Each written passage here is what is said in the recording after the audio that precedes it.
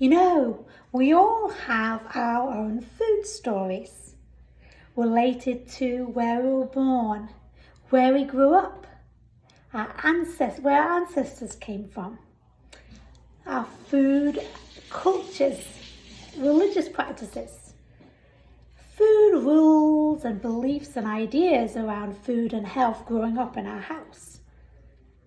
Sometimes it's fun to dig deep and to tell your food story. I particularly love listening to people's stories around food and culture and their childhood as a registered dietitian nutritionist, because it shapes us both positively and sometimes negatively. But if you did have negative experiences, maybe your parents were very strict around your food and a little bit too far on the health nut spectrum, labeling foods as good and bad and maybe putting a lot of restrictions on you, you can heal from that. You can learn to have full permission and to feel at peace with food again. But you know, it's so fascinating, our food stories. And oftentimes our food culture, family recipes, and traditions around food and eating make us who we are. Be proud of them. Embrace them. If you're an immigrant from another country, cherish those recipes and those traditions. Share them with your neighbours. When your kids' schools have international food nights, proudly take dishes from your homeland to share with others.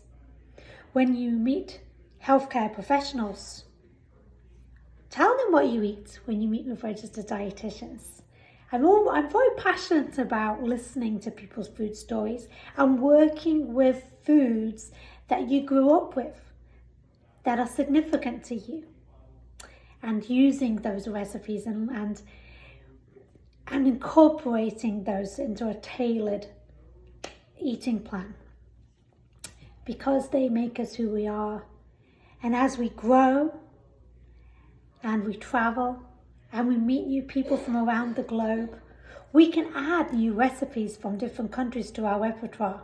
It's so much fun to learn traditions from other cultures.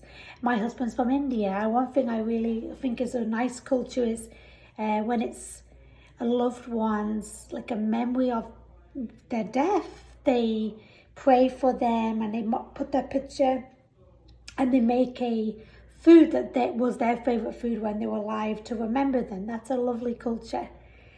In British culture where I'm from, drinking tea, scones, going to tea rooms, tea and cake, to me is a comforting thing. Like, tea fixes everything to a Brit.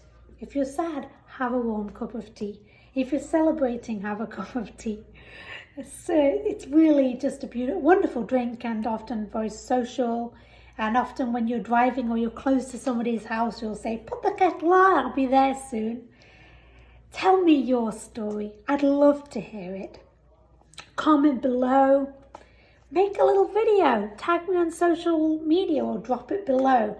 Let's learn from one another and embrace our food stories and its complex nature. Dig deep, because you have a great story to tell.